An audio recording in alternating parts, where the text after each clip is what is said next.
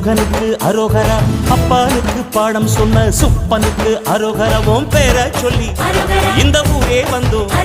உன்னை தேடி வந்து எங்க உள்ள முருகிய வேண்டி நின்றோம் வேலையா.